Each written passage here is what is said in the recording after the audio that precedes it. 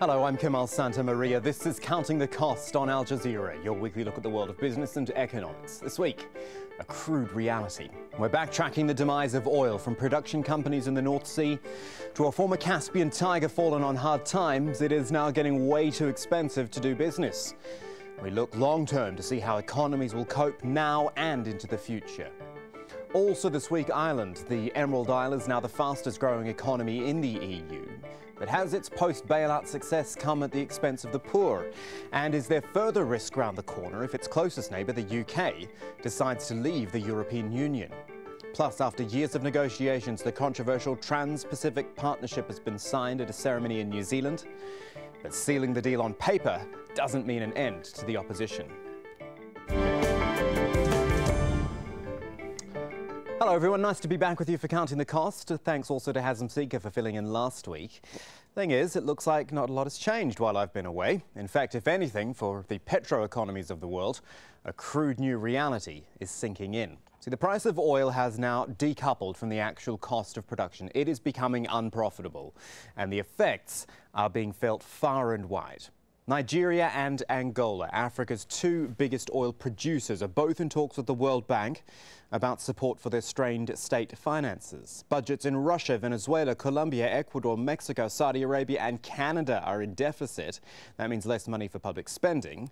Big oil is cutting jobs and capital spending. In fact, BP just reported its worst annual loss in 20 years. Shell reported an 80% slide in profits for 2015. But there are winners too. China, India, Japan and South Korea are among the largest importers of oil from the global supply pool, so they're benefiting from the drop in price. And along with cheaper petrol prices, air travel is seeing a benefit. Figures this week from IATA show demand for air travel actually rose 6.5% last year. We'll discuss more on the winners in this situation a little later, but unfortunately we have to start with some of the grim realities. Our first stop is Aberdeen in Scotland, the heart of the North Sea oil trade, which is really doing it tough. Emma Hayward has our report. They should be far out in the North Sea. Instead, these rigs are redundant, waiting for their next job, if it ever comes. With 30 years' experience, Kenneth Little knows the feeling. He's dedicated his life to Scotland's oil industry, but a few weeks ago was told his contract with BP was finishing months early. His family is a casualty of the global oil price slump. People are saying, well, this is great because it costs so much less to fill up the car, to fill up the oil tank and everything else. People don't realise that the cost of that fuel coming down has an impact on the number of jobs out there. Oil began pumping from beneath the North Sea back in the 70s. It's never been easy to extract, but it's supported hundreds of thousands of jobs across the UK. The discovery of oil out there in the North Sea more than 40 years ago has helped bring in billions of dollars of revenue for the whole of the UK. It also changed the fortunes of some people living here. This crisis then is being felt both on and offshore. Further south, Aberdeen, a city which became rich on black gold. Britain's oil capital is suffering though, with jobs going and many more at risk. You're seeing retail activity down, you're seeing hotel occupancy down, you're seeing your taxi drivers saying their business is halved. So it is very real and very present at the moment in terms of the impact on the industry and the communities that support the industry. But we soon found that there were many other industries that we could supply this material to. This company has been supplying pipelines since the 70s, but is now diversifying into new markets. Rather than look at it in a negative sense, we're looking at this as an opportunity to grow our business already in our domestic market and also in the international sectors. But we are focusing on nuclear, rail, utilities, other areas that necessarily are not affected by oil price. There is a sense here that the industry is entering uncharted waters. There's believed to be about half as much oil left in the North Sea than has already been extracted. But with a global oversupply of energy, it might be politics that determines the future of the industry in Scotland. Emma Hayward, Counting the Cost in North East Scotland. And from Scotland to Kazakhstan, once a Caspian tiger, but it too has fallen on hard times. Its sovereign wealth funds predicted to run out of cash by 2026 as oil revenues collapse. And citizen savings are also being drained because of a collapse in the currency. From ALMATY, Robin FORESTIER-WALKER with this report. Protests like this one, organised without official approval, are against the law in Kazakhstan, but these mortgage holders want to make themselves heard. The US dollar-linked repayments on their home loans have risen beyond their means, and at the same time the property market has collapsed in a contracting economy. Let's say they got a mortgage of $200,000 to buy a small apartment. That today is worth just $50,000, and people are in such trouble that they cannot pay. They may be a small, if vocal minority, but there is a silent, so far, struggling majority whose lives have also been impacted by a falling national currency. Kazakhstan's capital, Astana, was built with oil money. Now the oil price collapse has halved the tenge's value in just 6 months, dramatically raising the cost of living. That's hurting everyone, from employers like restaurateur Naila to her employees and her clientele. The suppliers and landlords are raising prices and the customers are spending less. That's two problems we're having to deal with at the same time. Public spending is being cut, and so too are jobs. At the President's Palace in Astana, officials admit how serious the problem is. Our budget has been cut by 40%. We understand the difficulties our citizens are facing, and we are taking every action to stabilise the situation. Unless that happens, public unrest, still a rarity, might become more routine. Robin FORESTIER-WALKER, for Counting the Cost, Almaty. So, blessing or curse? Oil will always be something to someone. We're going to look more now at what those things are. ANTOINE HALFF is joining us from New York. He is at the Centre on Global Energy Policy at the University of Colombia. ANTOINE, thank you for your time. We have been talking about the price of oil for months now. And I think the default position really is for us to look at the negatives. Can we start by talking about a few positives? Where can we see them other than the obvious one of petrol prices? Well, it depends on your perspective about the market. I guess, cheaper oil prices for consumers are theoretically a good thing if they can actually enjoy those benefits, which is not always the case for various reasons. Then if you're an environmentalist, that might be more of a problem. OK then, let me quote you some research here which I've seen from Merrill Lynch. When they talk about this price plunge, and I'm quoting here, pushing $3 trillion a year from oil producers to global consumers. Now again, those numbers sound good, but I go back to what you just said about whether you actually feel it or not. Again, I wonder how people will actually feel those benefits, and they're trying to quantify it as $3 trillion.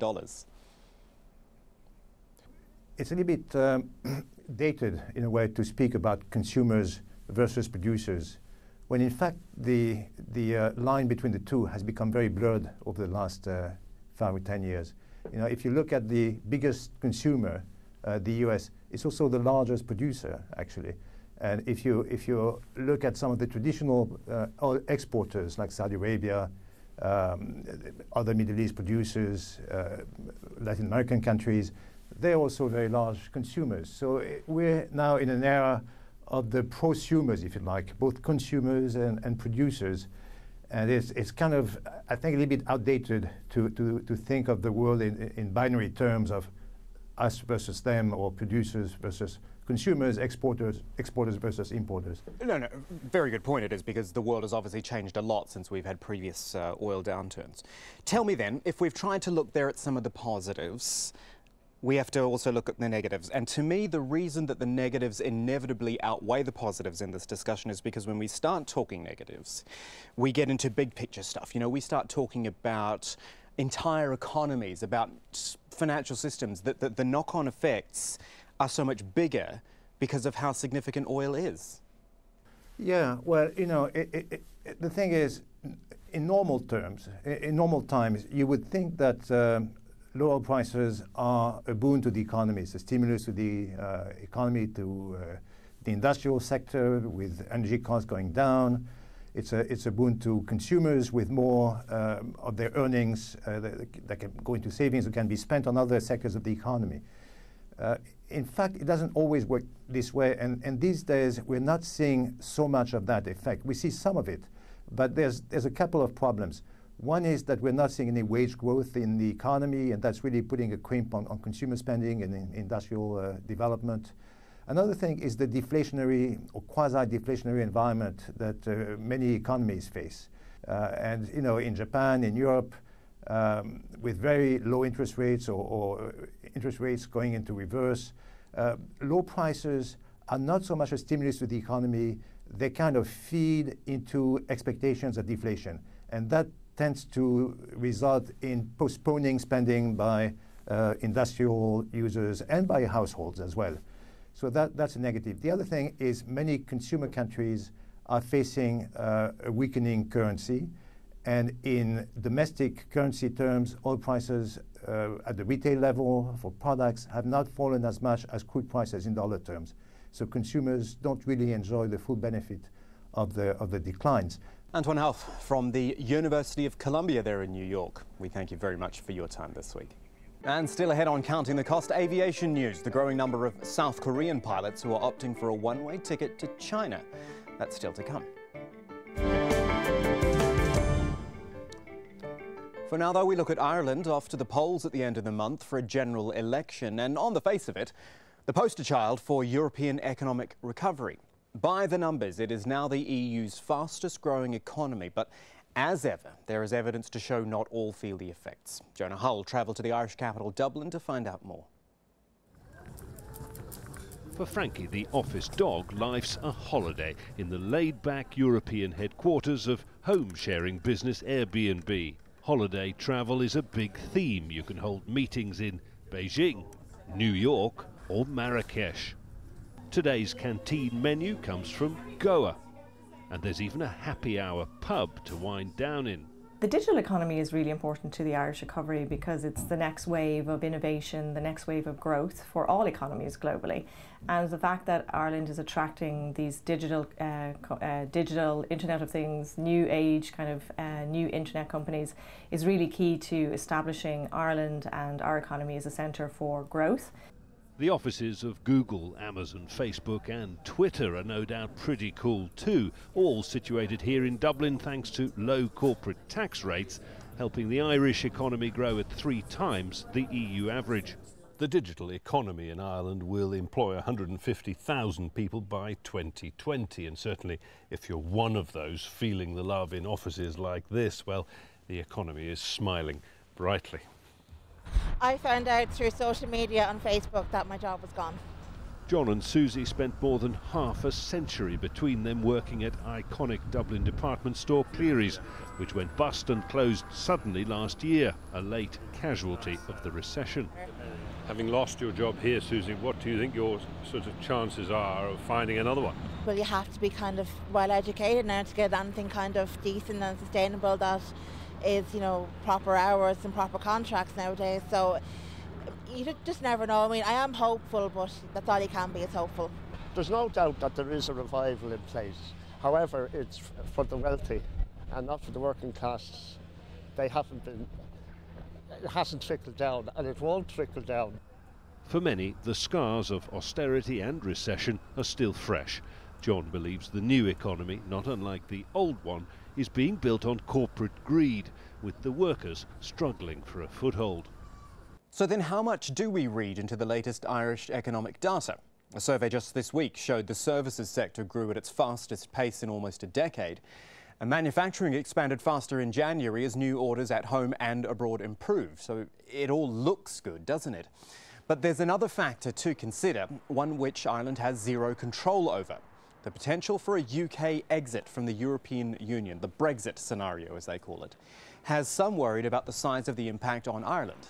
The UK is its closest neighbour, an important trading partner, and the Irish government itself has been a vocal opponent of a British exit. Let's talk to Alan Barrett about all of this. Joining us from Dublin, he is the director of the Economic and Social Research Institute there. Alan, as I said there, the numbers look good. You know, just on the face of it, something like GDP looks very strong. But as we saw in our report, things like unemployment numbers aren't good. And I wonder if there are still more cracks below the surface. It is possible. Unemployment, as you say, although it's still over 8%, the movement downwards has been quite remarkable. So to a certain extent, that's a really strong indicator that there is real life in the economy and that things are going pretty well. But like the rest of the world, Ireland has to worry about what's happening on the international scene. And in fact, we have to worry more so than anywhere else because of the small and open nature of our economy. So we have been watching things in China. We worry about the impact on the United States and elsewhere, because of course part of the Irish economy's success is still resting on strong inward investment from the United States and also demand for our goods and services in places like the United States and the United Kingdom. So I think things are genuinely good, but we are a very, very vulnerable economy just because of our small and open nature. Right, okay. Just for our viewers who perhaps don't know that much about the Irish economy, what does it really offer to the world? Well, in terms of the type of international investors that are here, we are a real home to the major tech industries. So a lot of the international players in ICT, Google, Microsoft, Hewlett-Packard, some of the more modern companies, LinkedIn as well, a lot of these companies are now based in Ireland and indeed have been expanding their activities. We also have a very significant presence in pharmaceuticals. For example, Pfizer are here, and biomedical engineering as well. So there's a lot of international activity in Ireland. But sometimes people think actually that the only thing happening in Ireland is international activity. In all truth, out of about 2 million people employed in Ireland, only 200,000, about 10%, are directly employed in foreign manufacturers. So there's no doubt foreign manufacturing and service provision is a very, very big part of the Irish economy, but there's a lot of domestic activity as well, and things like retail and the whole range of other activities you might expect. If, and this is the other issue we need to address, if Britain was to leave the European Union, surely this would have a major, major impact on the Irish economy, even just through proximity, through borders. Tell me what you perceive the impact would be. This is, without a doubt, quite a worry for the Irish economy. Compared to most other European countries, we still have a very significant amount of trade with the United Kingdom. It's not as large as it once was, but nevertheless, say something about 15% of our goods exports would go to the United Kingdom. So were the United Kingdom to leave the European Union, the prospect emerges then of trade barriers between Ireland and the UK, and that in a sense could have important implications. The analysis we've done in my own institute would suggest that the group that has to worry most about this are actually the domestic manufacturers and service providers. A lot of the international companies that we've been talking about already, they tend to export well beyond the United Kingdom from their base in Ireland.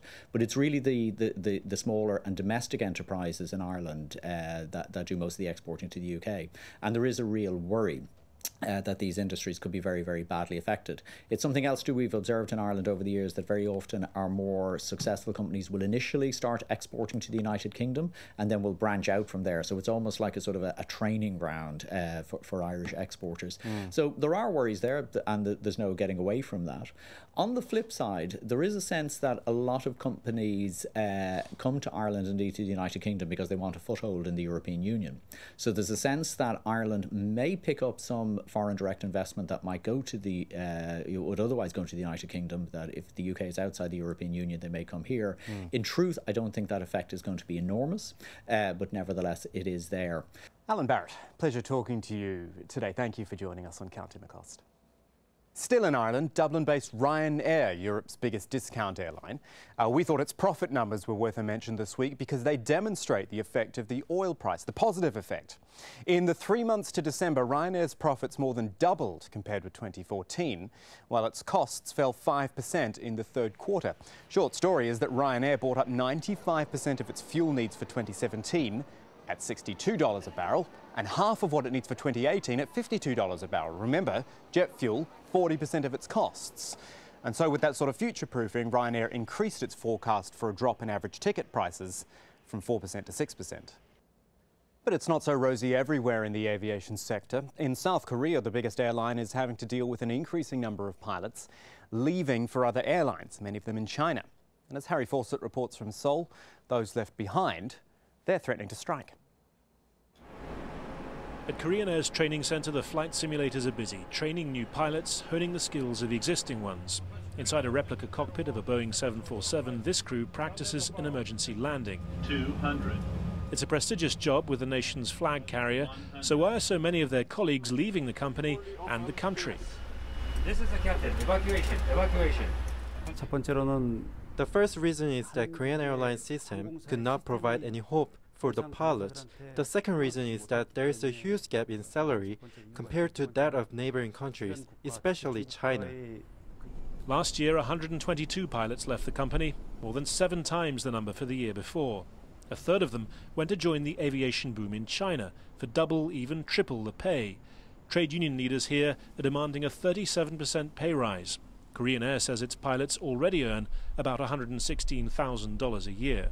Our ground staff got a increase of about 1.9% this year, so the gap is too big for us to talk with them. So right now, the numbers they're asking for is quite unacceptable. Union leaders also say the flood of departures is creating a safety issue. The proportion of pilots Korean Air is recruiting from overseas is going up. The unions say many of them don't have the necessary experience. Korean Air says the union's concerns about safety are unfounded, that they have the ability to train up new pilots and recruit experienced ones to fill the gap. But they admit that the current situation is far from ideal. The other issue is a geographical one. South Korea's relatively small size means pilots on domestic routes, while flying the same number of hours as their long-haul colleagues, are in command of many more individual flights. So in that case, the labor intensity and the stress could be doubled up for the more frequent flight pilots. So when we are investigating by government, they don't count that kind of a frequency fact. Whether it be for more money, less stress, or both, a growing number of pilots are opting for a one-way ticket, many of them bound for China. Let's look at New Zealand now, where one of the largest trade deals in history was signed this past week. The Trans-Pacific Partnership consists of 12 nations, which combined make up almost 40% of the world's economy.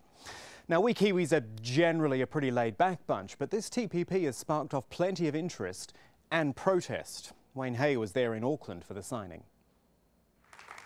After years of negotiations, the Trans-Pacific Partnership is one big step towards becoming a reality. New Zealand is one of the drivers of this 12-nation deal and hosted the signing ceremony in Auckland. I am personally delighted to be here today to mark the signing of this most important agreement. What brings us together is a shared belief that opening and integrating our markets through trade and investment will enhance the prosperity of our peoples. Outside the venue, the reception wasn't so welcoming. Protesters filed into the city and were met by a large police presence. Opponents say the deal undermines the sovereignty of member nations. They're not happy many of the finer details will remain secret for another 6 years, and they believe it hands too much power to big business. It's really important that we build solidarity and strength on the street to say many New Zealanders are totally opposed to this deal, not just because of what it does to our country economically, but because of the political sovereignty that's been sold out from under us. But the governments involved say the economic boost they'll receive from the breaking down of trade barriers outweighs any negatives. Many of the numbers are conservative though, with New Zealand forecasting the pact will increase their gross domestic product by 0.9% by 2030. The signing has been described as a technical step in the process. It's certainly not the end. Each country now has 2 years to ratify the TPP, and in that time, these protesters say they'll continue to oppose the deal. Ratification may be the most difficult in the United States, where there is political opposition to it in the middle of a presidential election campaign. But the trade representatives who signed say the deal is solid, and they're confident all 12 members will remain in the pact. Finally this week, the world's most valuable company, and for the first time in a while, it's not Apple. This week, Alphabet, the holding company for Google, took that position, for now at least. If we use market capitalization, that is the number of shares on issue multiplied by their value, then Alphabet is worth about $554 billion compared with Apple's $534 billion or so. Alphabet's doing well thanks to a surge in mobile advertising, while falling sales for Apple's iPhone have started to dent its worth. Alphabet's also poured $3.6 billion into future projects, things like driverless cars. That is helping drive buyers for the company's stock. And on that note, that is our show for this week. But there's more for you online at aljazeera.com/CTC, which takes you straight to our page for individual reports, links and entire episodes to catch up on. You can also get in touch with us by tweeting me at KamalAJE. Do use the hashtag AJCTC when you do. Or just drop us an email. Counting the Cost at aljazeera.net is the address. That is it for this edition of Counting the Cost. I'm Kamal Santamaria from the whole team. Thanks for joining us. The news on Al Jazeera is next.